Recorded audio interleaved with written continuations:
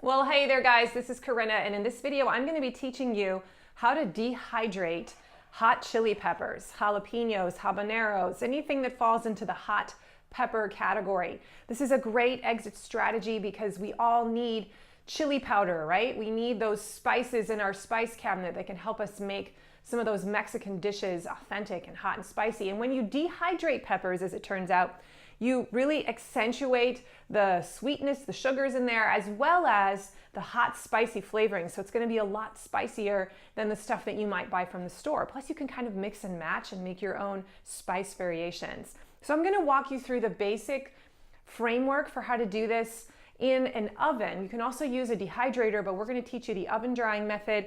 It's actually pretty simple. So I'm going to be showing you how to do it with jalapenos, but you can certainly do it with any other hot pepper that you might want. This just happens to be the one that I have an abundance of right now. And the first thing I want to caution you about is that you want to be wearing some protective gloves when you're handling lots and lots of hot peppers. You also, if you're going to be doing the really spicy ones, I would recommend turning on your ceiling fan in your kitchen, opening up some windows, because if you're working with a bunch of hot peppers, it's going to get into the air and it might cause some irritation for you and your family members. So just be aware of that, okay?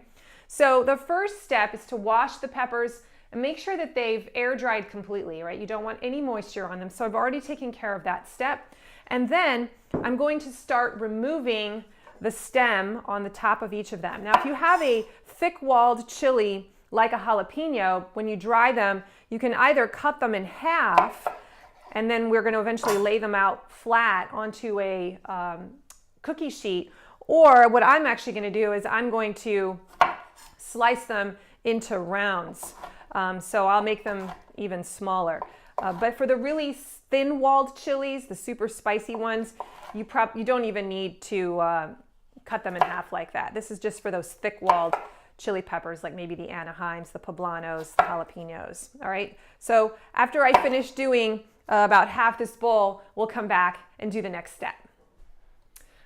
Okay, so the next step after I've chopped all of my peppers is that I want to make sure that I've preheated my oven, and I've set it to 200 degrees because my oven doesn't go any lower than that. But you ideally want it at about 180 degrees. So if it's got to be a little bit more, then I'm just going to crack my stove like this so that the door stays open during the entire heating process. You don't want the oven to be too hot because you don't actually want to burn or cook these peppers. You just want to dry them out. So our next step is to prepare the pan, and we're going to grab some parchment paper and put that into your sheet pan. All right. Then I'm going to take these peppers and I'm going to scatter them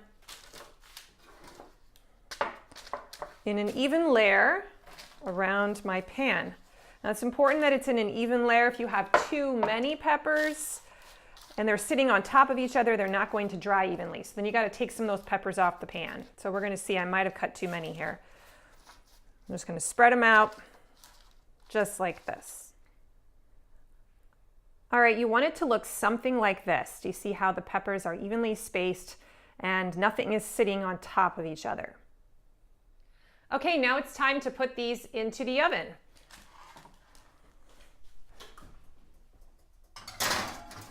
Now, during the course of about 4 to 5 hours, you're going to be checking on these peppers periodically. You may have to flip them over once, but you're just really looking to make sure that they don't burn. You don't want them to get brown and crusty.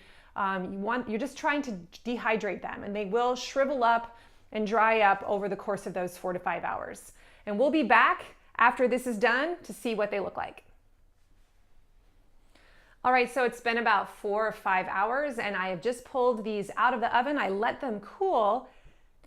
This is what they look like when they've come out of the oven. See how they've shriveled up and they're nice and dry?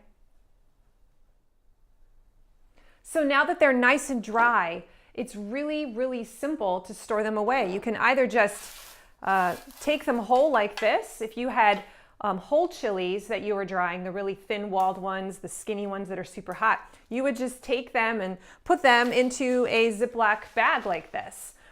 If you have slightly bigger chunks like this and you want to make pepper flakes, then we can stick them into a Ziploc bag. So I'll throw a few in here like this. Kind of take the air out. And then I'm just gonna use a wooden spoon and whack them on the table.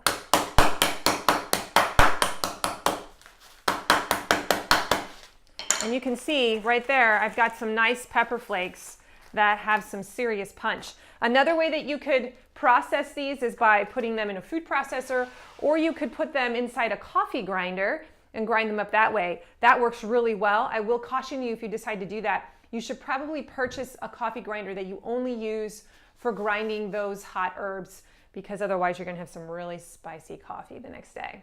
And that's it. I'll keep these in a bag, but some of them, as I collect more, I can put into a glass mason jar like this and put them away. These will last for at least a year. You'll be able to get some really good heat out of these. Whenever I need to make a chili or some kind of hot Mexican dish, I'll pull this out. And that is how you make dehydrated pepper flakes.